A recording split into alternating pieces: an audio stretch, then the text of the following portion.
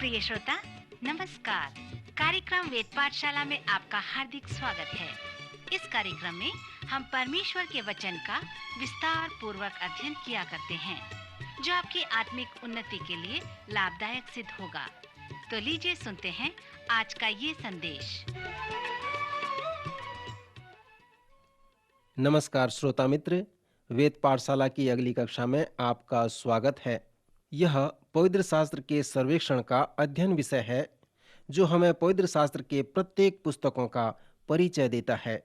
यह कक्षा का सर्वेक्षण हमें पौलुस प्रेरित के अंतिम पत्री में लाता है, जो तीमुथियुस के लिए उसका दूसरी पत्री है। क्रम से हटकर मैं जानबूझकर इस पत्री को अंतिम भाग में रखा, क्योंकि इस दूसरे तीमुथियुस में पौलुस ने जो वचन कहे हैं वो उसके अंतिम वचन हैं।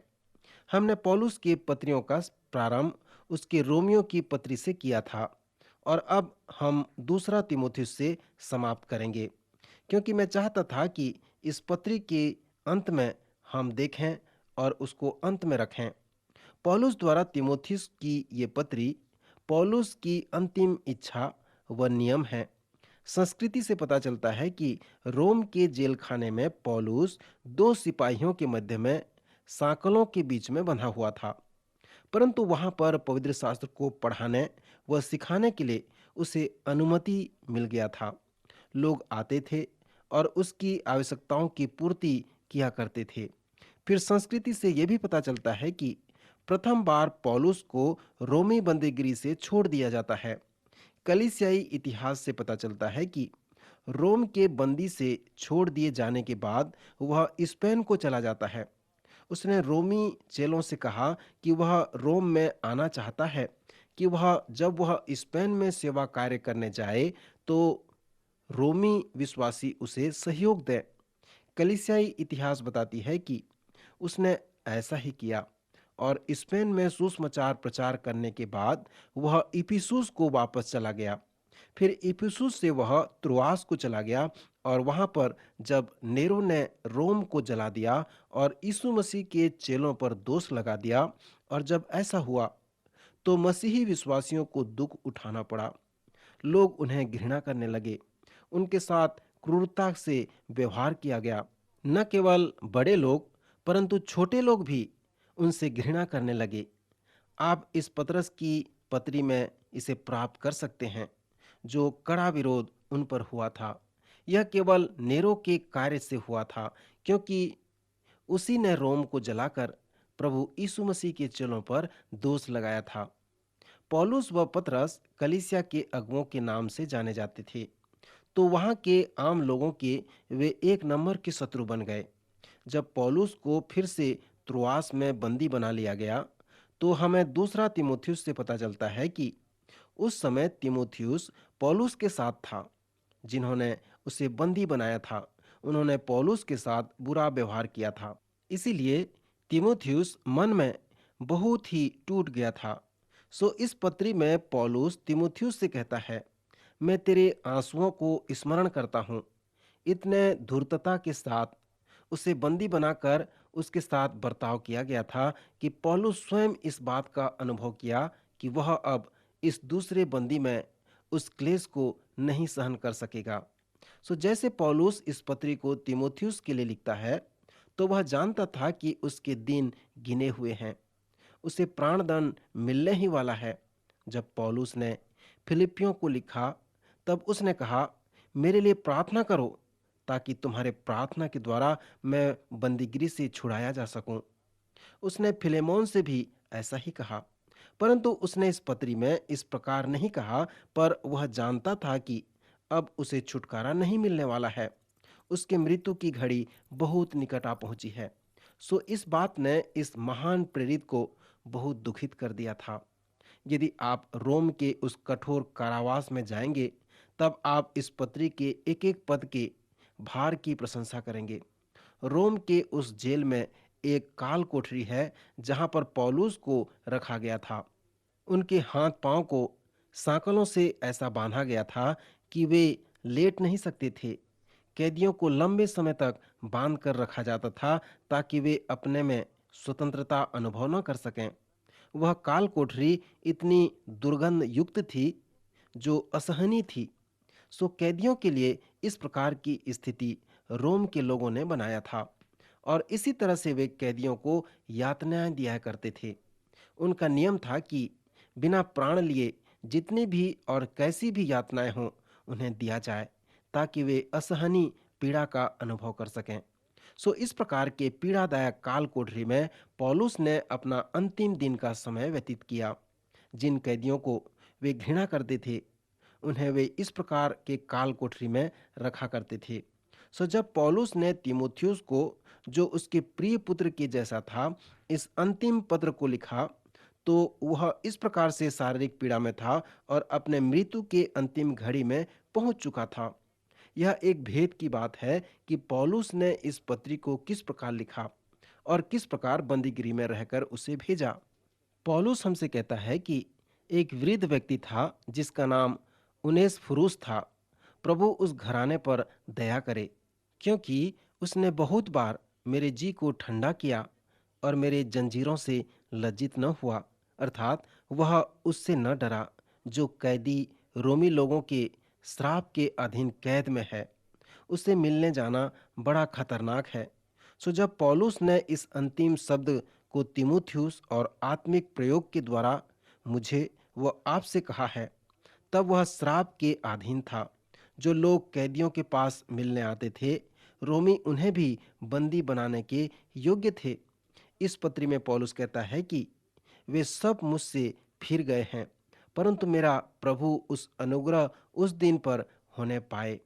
उनेसफुरूस और विश्वास योग्य लूका वैद्य को छोड़कर सब उसे छोड़ दिए हैं।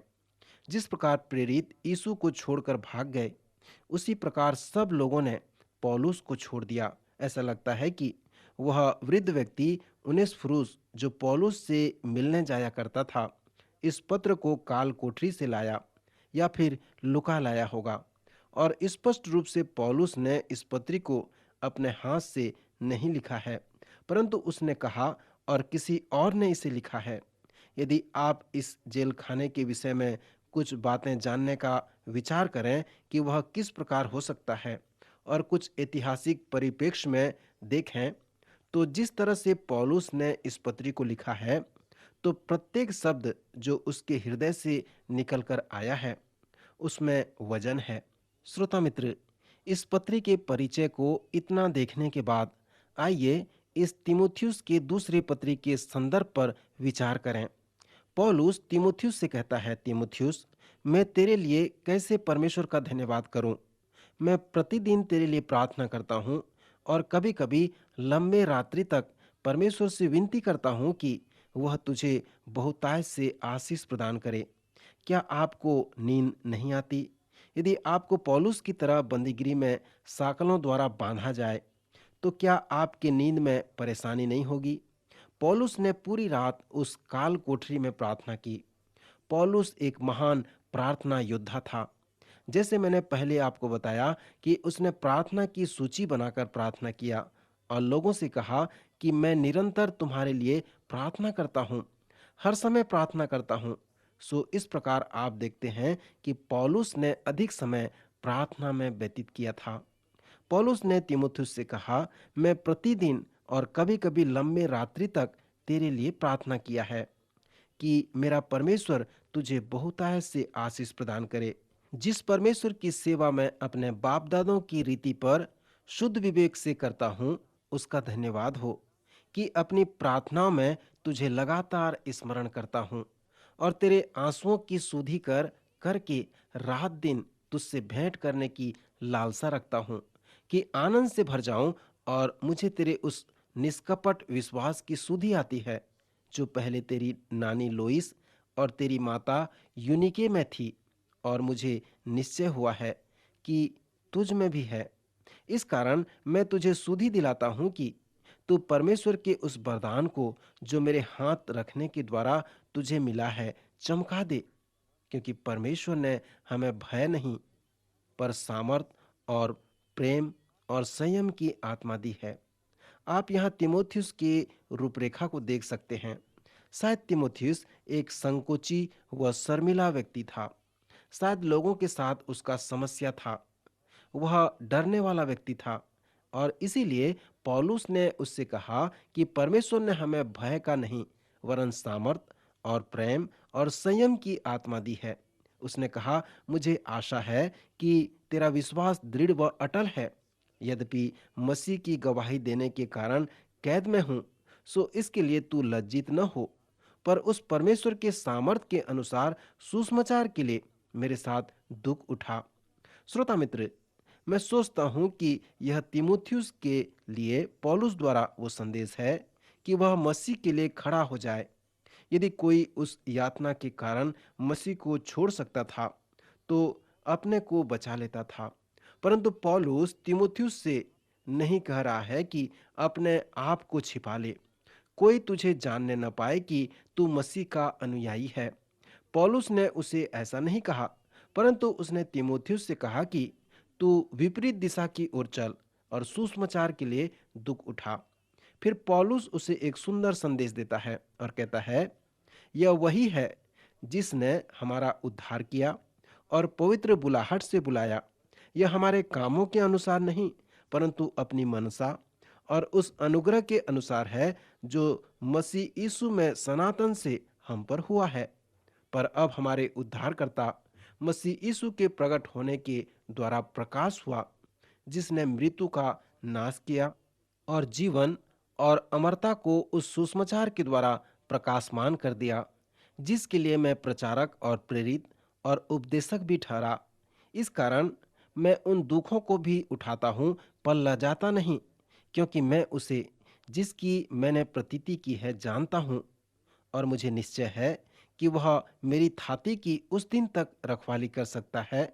जो खरी बातें तुझे मुझसे सुनी है, उसको उस विश्वास और प्रेम के साथ जो मसीह यीशु में है अपने आदर्श बनाकर रख ले, और पवित्र आत्मा के द्वारा जो हम में बसा हुआ है इस अच्छी थाती की रखवाली कर।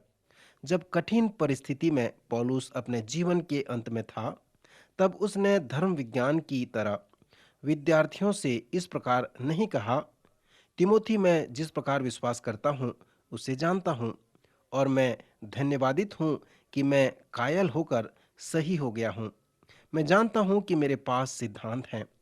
मित्र पौलुस ने इस प्रकार नहीं कहा, परंतु उसने उसके हृदय से बातें किया। पौलुस अपनी सभी सेवकाई में जो सबसे महत्वपूर्ण कार्य किया है वो इस प्रेरणादायक पत्री का लेख है। पौलुस की 5 पत्रियां जेल से लिखे गए हैं। पौलुस की पत्रियां आगे पवित्र आत्मा द्वारा उपयोग की गईं, ताकि पौलुस को जो कार्य सौंपा गया था वो निरंतर चल सके। जब आप इस पत्री के दूसरे अध्याय को पढ़ेंगे तो आप कुछ उदाहरण का वर्णन करने पाएंगे। पौलुस तीमुथियुस को लिखता है, हे मेरे पुत्र, तू उस अनुग्रह से जो मसीह यीशु में है बलवंत हो जा, और जो बातें तूने बहुत गवाहों के सामने मुझसे सुनी है उन्हें विश्वासी मनुष्यों को सौंप दे, जो औरों को भी सिखाने के योग्य हों। मसीह यीशु के अच्छे योद्धा की नाई मेरे साथ दुख उठा, आगे बढ़ने वाला मसीही योद्धा बन। श्रोता मित्र, इसका क्या अर्थ है? इसका अर्थ है कि जिस प्रकार एक योद्धा अपने आदेश देने वाले अधिकारी की आज्ञा मानता है और अपने देश के लिए सेवा करता है, उसी प्रकार हमें भी यीशु मसीह के लिए जीना है और उसी प्रकार उसकी सेवा करना है। दूसरे अध्याय के 4 से 7 पद पर ध्यान करें कि पौलुस तीमुथियुस को किस प्रकार योद्धा का उदाहरण देकर बताता है।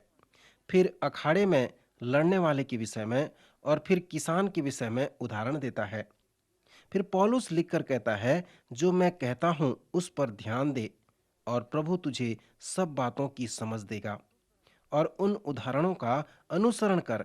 उसने कहा, जब कोई योद्धा लड़ाई पर जाता है तो इसलिए कि वह अपने भर्ती करने वाले को प्रसन्न करे।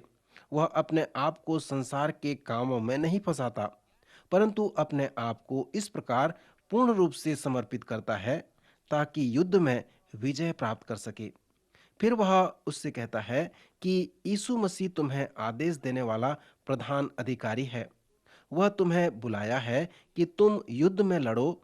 सो तीमुथियुस, तू संसार के वस्तुओं और कार्यों में अपने आप को न फंसा, भौतिक वस्तुओं की ओर ध्यान न दे, परंतु एक अच्छे योद्धा की नाई इस युद्ध के लिए अपने आप को अलग कर, तैयार कर, क्योंकि यीशु मसीह तुम्हारा आदेश देने वाला प्रधान अधिकारी है।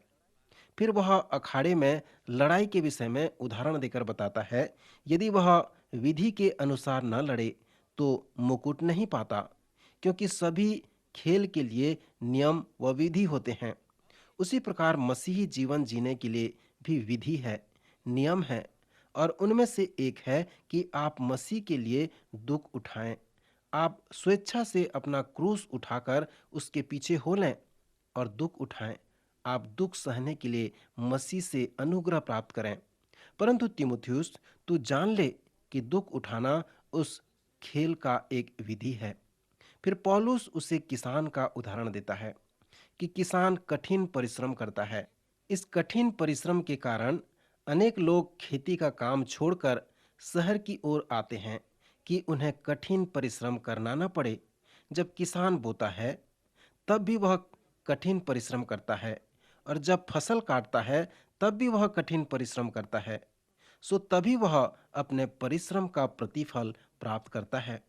पौलुस तीमुथियुस से कहता है कि तू कठिन परिश्रम कर, तभी तू एक महान फसल को प्राप्त करेगा। श्रोता मित्र, जैसे पौलुस अपने प्रिय पुत्र तीमुथियुस से अपना अंतिम शब्द आगे बताता है, तो वह सुसमाचार का व्याख्या करते हुए आगे जाता है। वह उससे कहता है, यीशु मसीह को स्मरण रख, जो दाऊद के वंश से हुआ और मरे हुओं में से जी उठा, और यह मेरे सुसमाचार के अनुसार है, जिसके लिए मैं कुकर्मी की नाई दुख उठाता हूँ, यहाँ तक कि कैदी भी हो गया हूँ। अगला वचन जो कहता है वह मुझे बहुत अच्छा लगता है। उसने कहा है, यद्यपि मैं कैद में हूँ, परंतु परमेश्वर का वचन कैद नहीं है। पौलुस ने इन शब्दों को, जिसे उसने बंदीगृह से लिखा है, प्रोफेसर डिक वुडवर्ड के लिए महान आदर्श रखता है। वे पूर्ण रूप से लकवा के रोगी हैं। वे न तो चल सकते हैं और न खड़े हो सकते हैं। एक तरह से कहा जाए तो वे सांकलों में बंधे हुए व्यक्ति के समान हैं, जैसे पौलुस जेल में सांकलों से बंधा हुआ था। परंतु उनके लिए भी पौलुस का यह उदाहरण उसी प्रकार है कि परमेश्वर का वचन कैद नहीं। यद्यपि हम कैद में हैं, परंतु परमेश्वर का वचन कैद नहीं हो सकता। सो प्रोफेसर डिक वुडवर्ड द्वारा आज परमेश्वर का वचन रेडियो के माध्यम से संपूर्ण संसार में 15 भाषाओं में जाता है। वे बैठकर कंप्यूटर के सामने अपनी आवाज रिकॉर्ड करते हैं और उसके द्वारा वेद पाठशाला अध्ययन का विषय तैयार किया जाता है और रेडियो के द्वारा प्रसारित किया जाता है। क्योंकि पौलुस प्रेरित बंदीगृह में कैद होने के कारण इस पत्री को नहीं लिखा, परंतु वह कहता गया और दूसरे ने लिखा। उसी प्रकार प्रोफेसर डिक वुडवर्ड ने भी वेद पाठशाला कार्यक्रम को कंप्यूटर के सामने बैठकर तैयार किया। हमारे प्रभु यीशु मसीह ने यूहन्ना रचित सुसमाचार के 15वें अध्याय दूसरे पद में कहा है, जो डाली मुझ में है और नहीं फलती, उसे वह काट डालता है, और जो फलती है उसे वह छांटता है ताकि और फले। इस उदाहरण को हम पौलुस के कैद खाने में लागू कर सकते हैं। प्रभु ने उसे छांटा ताकि वह फलवंत हो सके। कलीसियाई इतिहास इस सत्य का गवाह है कि यद्यपि पौलुस बंदीगृह में था, जहां पर उसने इन पत्रियों को लिखा, परंतु वो पत्रियां बंदी नहीं थे। परमेश्वर का वचन जो पौलुस प्रेरित के द्वारा हम तक आया है, वास्तव में उसने अनेक कैदियों को स्वतंत्र किया है, अनेक लोगों के जीवन में स्वतंत्रता को लेकर आया है। फिर आगे पौलुस लिखता है, इस कारण मैं चुने हुए लोगों के लिए सब कुछ सहता हूं कि वे भी उस उद्धार को जो मसीह यीशु में है अनंत महिमा के साथ प्राप्त करें। यह बात सच है कि यदि हम उसके साथ मर गए हैं तो उसके साथ जिएंगे भी। पौलुस बहुत दुख उठाया। जब आप इस पत्री को पढ़ते हैं तो उसे कभी न भूलें। उसके दुख उठाने के विषय में उसने जो लिखा है उस पर आप ध्यान करें। यदि हम धीरज से सहते रहेंगे तो उसके साथ राज्य भी करेंगे। यदि हम उसका इनकार करेंगे तो वो भी हमारा इनकार करेगा। यदि हम अविश्वासी भी हों तो भी वह विश्वास योग्य बना रहता है। क्योंकि वह आप अपना इनकार नहीं कर सकता। प्रभु जानता है कि उसके लोग कौन हैं। ये शब्द बड़े ही सांत्वना देने वाले शब्द हैं। यह संभव है कि आप बहुत बीमार पड़ें और बहुत कमजोर हो जाएं, आपका विश्वास चला जाए, आपके पास विश्वास व प्रार्थना करने के लिए बल न रह जाए, परंतु प्रभु ऐसे समय में उनके लोगों को नहीं छोड़ता और उन्हें बल व सामर्थ देता है। मित्र, यद्यपि हम उसके लिए अविश्वासी भी हो जाएं, फिर भी वह हमारे लिए विश्वास योग्य बना रहता है। कल्पना करें कि यदि एक कठोर जेल में आप बंदी हैं और जिस प्रकार पौलुस ने अनुभव किया उसी प्रकार आप भी अनुभव कर रहे हैं। यदि वे वहां पर आपके मन को परिवर्तन कर देते हैं और उस क्लेश व कठोर दुख के कारण आप परमेश्वर के प्रति अविश्वासी हो जाते हैं, तो क्या वह आपको छोड़ देता है? नहीं। पवित्र शास्त्र कहता है, यद्यपि हम अविश्वासी भी हों तो भी वह विश्वास योग्य बना रहता है।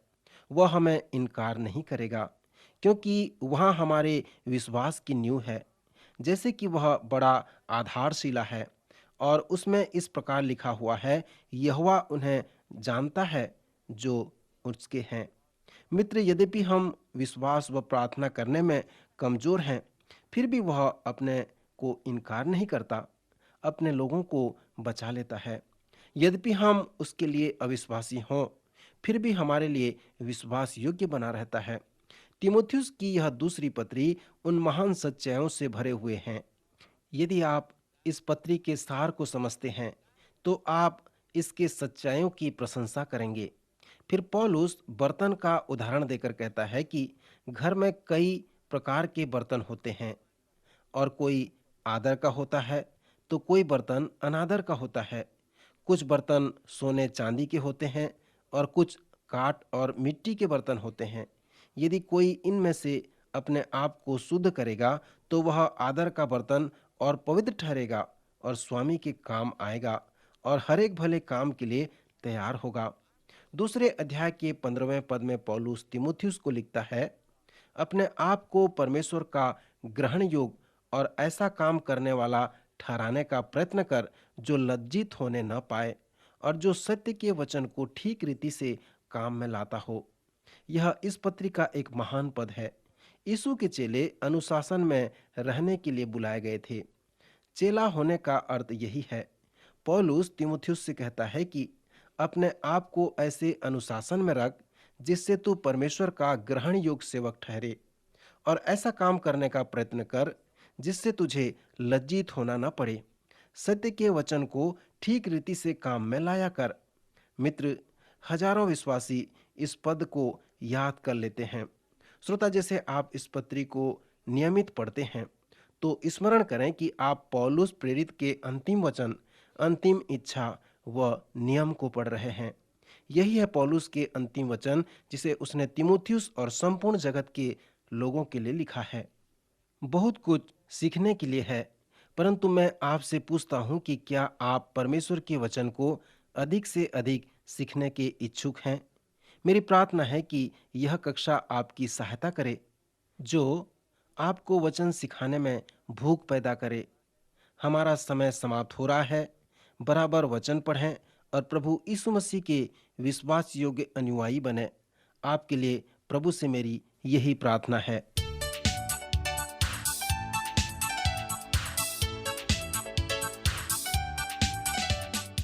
आज का कार्यक्रम सुनने के लिए हम आपको धन्यवाद देते हैं।